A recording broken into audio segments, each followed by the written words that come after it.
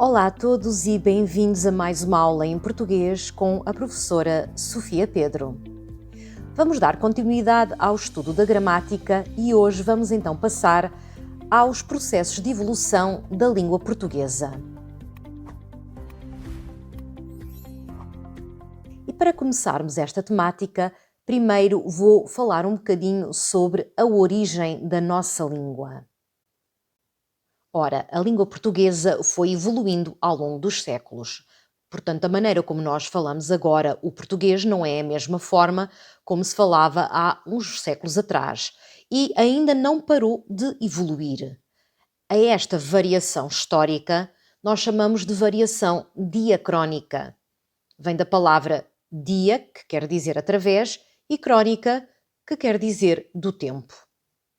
O português integra, assim, uma família linguística, a família das línguas românicas, ou também chamadas de novilatinas. E por que é que se chama língua românica ao português?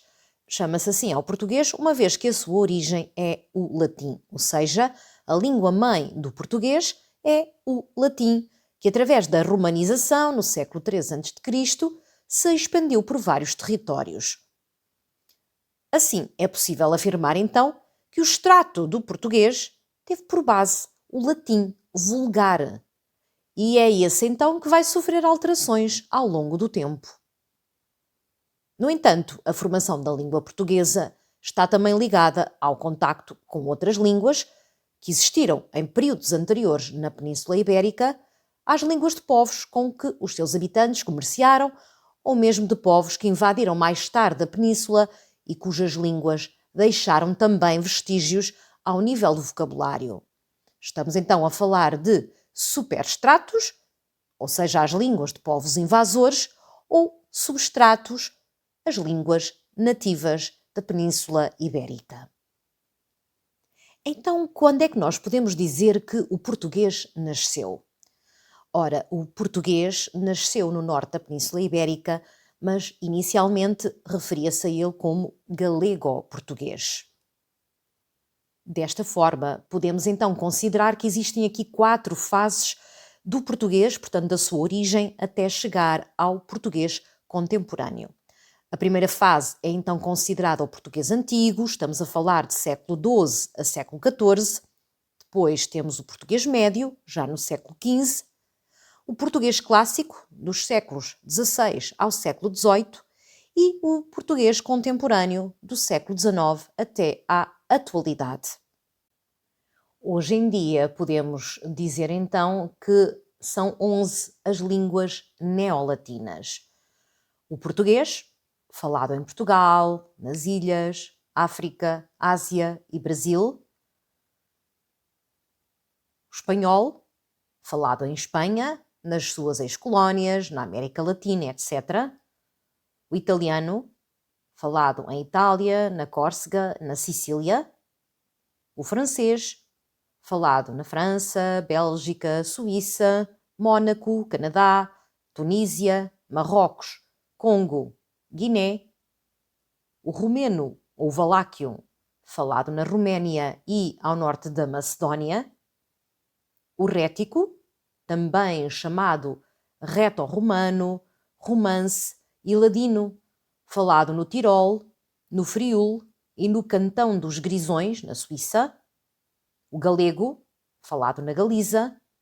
O provençal, falado na Provença, no sul de França. O catalão, falado na Catalunha e nas Ilhas Baleares.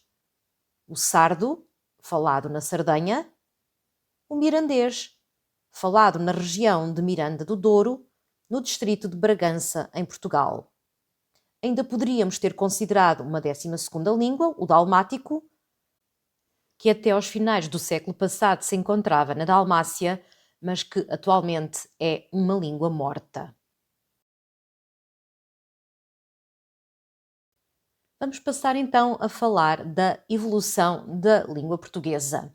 E podemos dizer que esta evolução foi não só fonética, portanto a nível dos sons, da maneira como produzimos os sons da nossa língua, mas também a nível semântico, ou seja, do seu significado.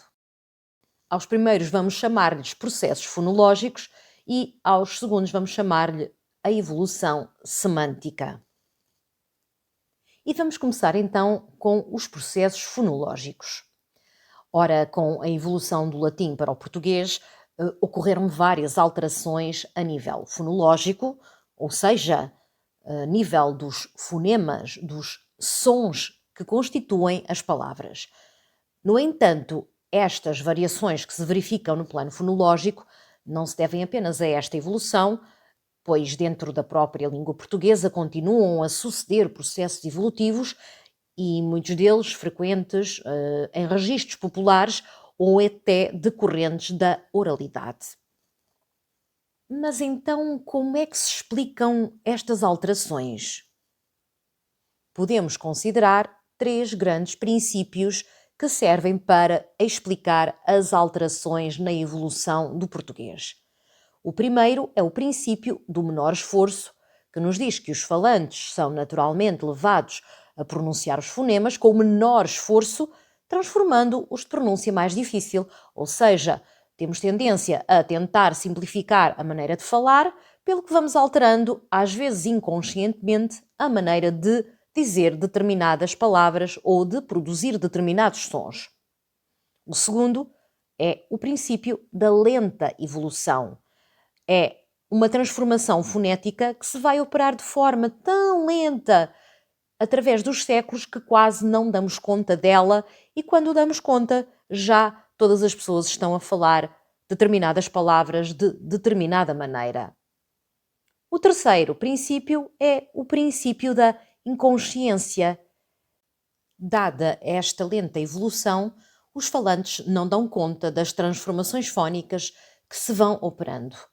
Há também outros fatores importantes, como fatores sociais e culturais, mudanças na sociedade que podem influenciar a evolução da língua, fatores tecnológicos, como por exemplo a invenção da escrita e, obviamente, a adaptação contínua, uma vez que a língua está em constante adaptação e evolução e reflete as mudanças e necessidades dos falantes. Mas antes de passarmos a explicar os processos fonológicos na evolução da língua, queríamos deixar-vos aqui uma pequena explicação sobre o aparelho fonador, ou seja, o aparelho que nós usamos para produzir os sons. Temos então aqui um desenho do aparelho fonador, não tem tudo, portanto não tem a parte dos pulmões, mas tem a maior parte de tudo o que nós usamos para produzir os sons. Através dos números podemos então verificar que começamos ali por baixo e temos a traqueia, logo a seguir a laringe, depois temos então a glote ou as cordas vocais, portanto, onde nós vibramos o som para produzir todas as palavras que dizemos. Depois temos a faringe, vamos subindo e vamos entrar então na cavidade bucal. Mais acima a cavidade nasal e ali na cavidade bucal temos então muita coisa. Temos, por exemplo, o véu palatino ou o palato mole ainda mais atrás. Cá à frente temos os maxilares com os dentes. Temos também a língua, os lábios e o palato duro ou o que nós chamamos de céu da boca. Aproximando agora o desenho da parte da cavidade bucal, portanto vamos só olhar aqui para a cavidade bucal, podemos então verificar aqui vários pontos de articulação dos sons. Temos, por exemplo, a parte posterior da língua, portanto que está mais atrás, temos o dorso da língua, o pré-dorso da língua e o ápice ou a ponta da língua. Depois temos então os alvéolos que ficam muito perto dos dentes e logo a seguir ali os lábios. E depois temos também o palato duro ou o céu da boca, que já tínhamos visto no esquema anterior, e o palato mole ou o véu palatino. Portanto, temos então aqui a cavidade bucal e ali no número 11 temos a passagem para a cavidade nasal. Quando falamos em processos fonológicos, não podemos deixar de falar do alfabeto fonético. Ora, o alfabeto fonético divide-se também em consoantes e vogais. No que diz respeito às consoantes, temos então aqui o quadro das consoantes fonéticas. Temos que as dividir no que diz respeito ao seu papel quanto a serem articuladas na cavidade bucal ou na cavidade nasal. Se forem articuladas na cavidade bucal, vamos dizer que as consoantes são orais. Se forem articuladas na cavidade nasal, já vamos dizer que são nasais. Temos também diferenças no que diz respeito ao seu modo de articulação. Podem ser oclusivas, fricativas, laterais ou vibrantes. E quanto ao papel das cordas vocais, elas podem ser consideradas surdas ou sonoras. Podem também ser bilabiais, labiodentais, linguodentais, alveolares, palatais ou velares, tendo em consideração os elementos do aparelho fonador que nós usamos para as articularmos. Sendo assim, as consoantes orais oclusivas surdas são então o P, T, Q. As consoantes orais oclusivas sonoras são B, D, G. As consoantes orais fricativas surdas são F, S, X e as consoantes orais fricativas sonoras são V, Z, G. As consoantes orais laterais sonoras são L, Lh. As consoantes orais vibrantes sonoras são R, R. As consoantes nasais oclusivas sonoras são M, N, Nh. Quanto às vogais, elas podem ser consideradas anteriores ou frontais, centrais ou posteriores, tendo em consideração o sítio da boca onde são formuladas, se forem à frente, se forem no centro ou se forem atrás. Podem também ser arredondadas ou não arredondadas. Tendo em consideração a abertura da boca quando produzimos estes sons, podemos então considerar que são altas ou fechadas, médias altas ou semifechadas, médias baixas ou semiabertas, ou baixas ou abertas.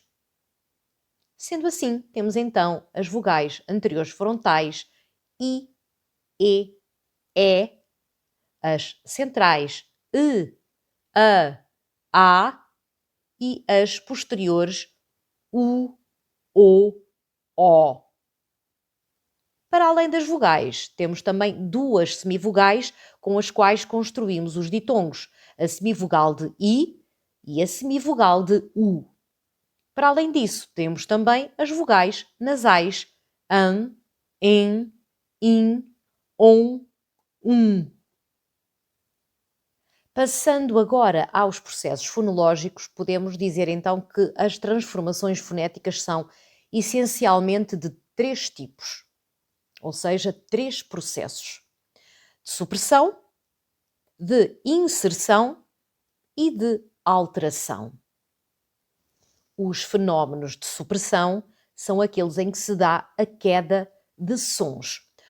Ora, esta queda de sons pode acontecer no início de palavra, no meio da palavra ou no final da palavra. Se acontecer no início, damos-lhe o nome de aferse, como por exemplo a palavra episcopo, em que o E inicial desapareceu e evoluiu para a palavra bispo. Se a queda de som se der no meio da palavra, chamamos-lhe uma síncope, como por exemplo a palavra malo, em que o som L caiu e deu a palavra mau.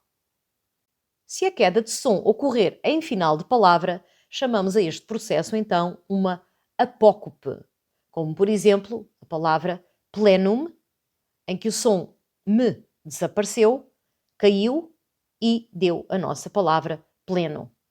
Normalmente, o processo destes três que é mais comum é a apócope.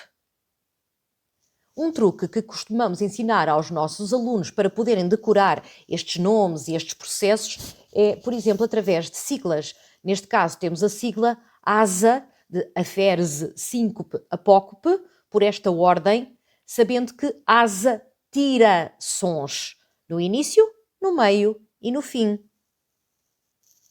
Quanto aos fenómenos de inserção, podemos então dizer que se trata de adição de sons às palavras, tanto no início, como no meio, como no fim.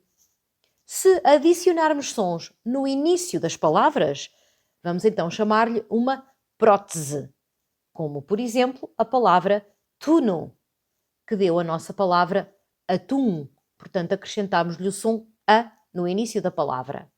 Se acrescentarmos no meio da palavra, então damos-lhe o nome de epêntese, como por exemplo o adjetivo humilé, ao qual adicionamos um de no meio da palavra, resultando assim no nosso humilde. Reparem que a adição não foi feita exatamente no meio da palavra, mas aqui o que interessa é que não seja feita nem no início, nem no fim. Se não for nem no início, nem no fim, é considerada sempre uma epêntese. A paragoge é a adição de sons em final de palavra, como por exemplo a palavra ante, que evoluiu para antes. Podemos aplicar aqui de novo o truque da sigla. Portanto, enquanto que na supressão nós tínhamos a sigla asa, aférese, síncope, apócope, neste caso temos a sigla PEP, prótese, epêntese, paragoge. Portanto, asa, tira, PEP, põe. No início, no meio, no fim. Quanto aos fenómenos de alteração, podemos considerar que são pelo menos 12. Assimilação, dissimilação, ditongação, metátese, palatalização, nasalização, desnasalização, sonorização, vocalização, contração, crase, contração, sinerse e redução vocálica. E o que é um processo de assimilação? Ora, a assimilação é quando dois sons diferentes tornam-se iguais ou adquirem propriedades semelhantes por serem vizinhos um do outro. Por exemplo, a palavra nostro. Temos o som se e temos o som te. Na evolução fonética desta palavra, o som se influenciou o seu som vizinho, te, que assimilou as suas características, evoluindo então para a palavra que nós hoje conhecemos como nosso. Sendo assim, a dissimilação é um processo oposto, ou seja, dois sons iguais ou com propriedades semelhantes acabam por tornar-se diferentes, como por exemplo a palavra lílio, que deu origem ao nosso lírio. Portanto, tínhamos ali dois les, um deles acabou por afastar-se e adquirir características diferentes, transformando-se num som diferente. Já o processo de ditongação dá-se quando uma vogal dá origem a um ditongo. Portanto, tínhamos uma vogal sozinha ou junto a outra vogal, e no português nós temos tendência a não gostarmos de duas vogais juntas, e então temos tendência a alterar, a fazer ali um determinado processo que evite essa junção de duas vogais. Portanto, muitas das vezes o que nós fazemos é transformar uma vogal num ditongo e acrescentamos-lhe então uma semivogal. Este é o caso da palavra areia, que acabou por dar a nossa areia. Portanto, nós tínhamos ali a junção de duas vogais, portanto, a vogal E e a vogal A, e como não gostávamos desta junção de duas vogais, acabámos por acrescentar a uma delas uma semivogal, o que deu origem então a um ditongo. A metátese é um processo que troca a posição de um segmento ou sílaba dentro da palavra. Portanto, consiste então na mudança de lugar de fonemas dentro da palavra. Podemos dar como exemplo a palavra semper, que acabou por se transformar na nossa palavra sempre, sendo que o som r mudou de lugar, portanto saiu do final e passou para o interior da palavra. Quanto ao processo da palatalização, este processo tem a ver com o ponto de articulação de determinados sons que são concretizados no palato, ou seja, no céu da boca. Sendo assim, a palatalização é a passagem de um som que não era palatal, ou seja, que não era articulado no céu da boca ou ao pé do céu da boca, a som palatal. Já a nasalização ocorre quando uma vogal oral passa a vogal nasal, ou seja, quando uma vogal que era dita na cavidade bucal passa a ser concretizada na cavidade nasal. Um dos exemplos mais conhecidos é precisamente a palavra canes, cujo a, que é um som oral, portanto é uma vogal oral que é dita na cavidade bucal, passa a vogal nasal na sua passagem da evolução do latim para o português, através da influência do som n, que se encontra precisamente a seguir a essa vogal, e que é uma consoante nasal. Portanto, a consoante nasal que se encontra na palavra canes vai influenciar a vogal anterior e dar-lhe essa ideia de nasal, de nasalização. E depois vai então cair e temos então a nossa palavra cães. A desnasalização é o processo oposto, ou seja, consiste na perda da ressonância nasal de algumas vogais que passam então a ser concretizadas na cavidade bucal e não na cavidade nasal. Temos como exemplo a palavra luna, que na sua passagem para o português passou ainda pela nasalização, portanto passou a ser lua e depois chegou até nós como lua. A sonorização é um processo que tem a ver precisamente com o facto das consoantes serem surdas ou sonoras, o que tem a ver com a passagem do ar na concretização desse som. Ou seja, que é articulada sem a passagem de som, dá lugar a uma consoante sonora, articulada com a passagem de som, temos então uma sonorização. Por exemplo, a palavra amigo. Ora, o som que desta palavra, que se encontra entre duas vogais, é uma consoante surda, ou seja, não tem passagem de som quando a proferimos. Mas na passagem para o português passou para g, ou seja, sonora, e isto deve-se precisamente ao facto de se encontrar entre duas vogais que normalmente usam a passagem do som. Sendo assim, as duas vogais vão então influenciar a consoante surda a passar a sonora. Já a vocalização é um processo que transforma consoantes em vogais, como, por exemplo, a palavra latina regno, que deu a nossa palavra reino. Sendo assim, o g, consoante, passou a i, vogal. A contração é um processo que se vai subdividir em dois subprocessos, um sendo a crase, o outro sendo a sinerse. A crase é um fenómeno fonético que consiste na contração de duas vogais com o mesmo timbre numa só vogal, resultando então a manutenção do timbre das vogais originárias ou numa mudança para um timbre diferente.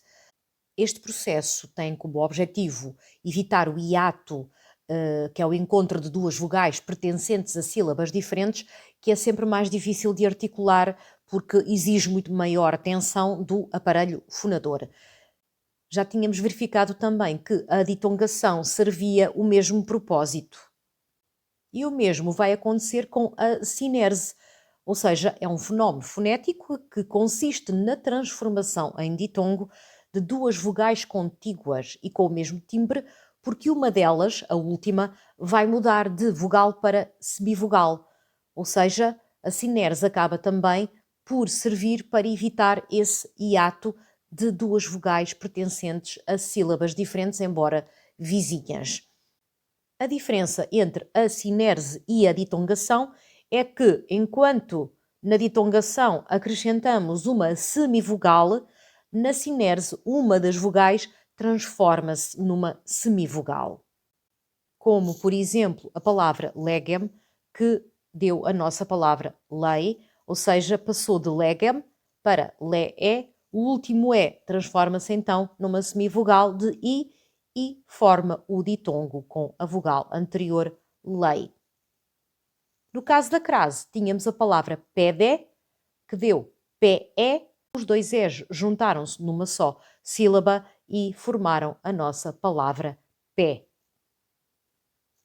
Quanto à redução vocálica, podemos dizer que é um processo de enfraquecimento de uma vogal em posição átona, como por exemplo a palavra carta, quando passa a carteiro, ou seja, na palavra carta, a vogal inicial A é aberta, fazendo parte da sílaba tónica.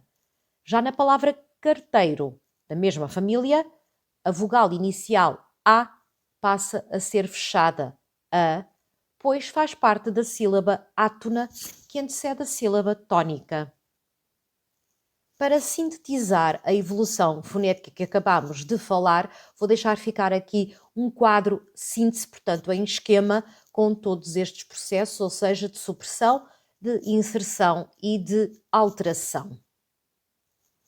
Passando agora da evolução fonética para a evolução semântica, podemos dizer que a origem e evolução das palavras são o objeto de estudo da etimologia. E o que é a etimologia? É o ramo da linguística que estuda a origem, a evolução e o significado das palavras ao longo do tempo. Originária do grego etimologia, a etimologia examina os elementos que compõem uma palavra para explicar a sua história. Sendo assim, um étimo é um elemento morfológico que serve de base para a formação de uma palavra. E quando se fala em étimo, podemos falar em palavras divergentes ou palavras convergentes. Palavras divergentes são aquelas que derivam de um mesmo étimo, mas que sofreram diferentes modificações, ou seja, provêm do mesmo étimo, da mesma base latina, mas afastam-se e acabam por formar palavras diferentes, uma por via popular, outra por via erudita. Temos, por exemplo, a palavra cátedra, que por via popular deu a palavra cadeira e pela via erudita deu a palavra cátedra. Vou deixar ficar aqui mais alguns exemplos de palavras divergentes que podem consultar pausando o vídeo. Contrariamente ao que sucedeu com as palavras divergentes, as palavras convergentes são aquelas que tiveram origem em étimos diferentes, ou seja, em étimos latinos diferentes, mas que evoluíram até nós de forma idêntica. Tomemos como exemplo as palavras latinas sano, sunt e sancto. São três palavras com significados diferentes. No entanto, na evolução fonética da língua, quando vamos ver em português, vamos ver palavras homónimas. Portanto, a palavra é são para cada um destes três étimos diferentes. São para saudável, são para o verbo ser e são para santo. E para terminar esta aula, como sempre, vamos deixar aqui alguns exercícios para aplicarem os vossos conhecimentos a novas situações e confirmarem se perceberam então esta matéria e consolidaram estes conteúdos. Pausem o vídeo para tentar fazer então os exercícios e confirmar se conseguem responder às questões.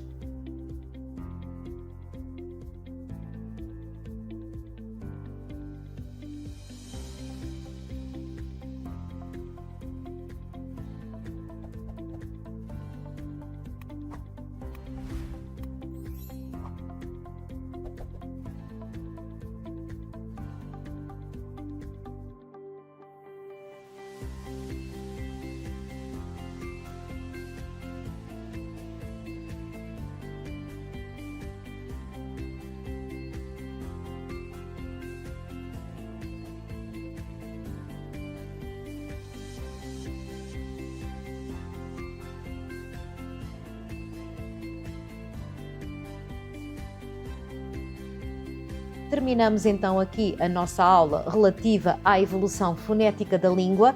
Esperamos que tenham gostado. Obrigada pela vossa atenção e até uma próxima aula em português com a professora Sofia Pedro.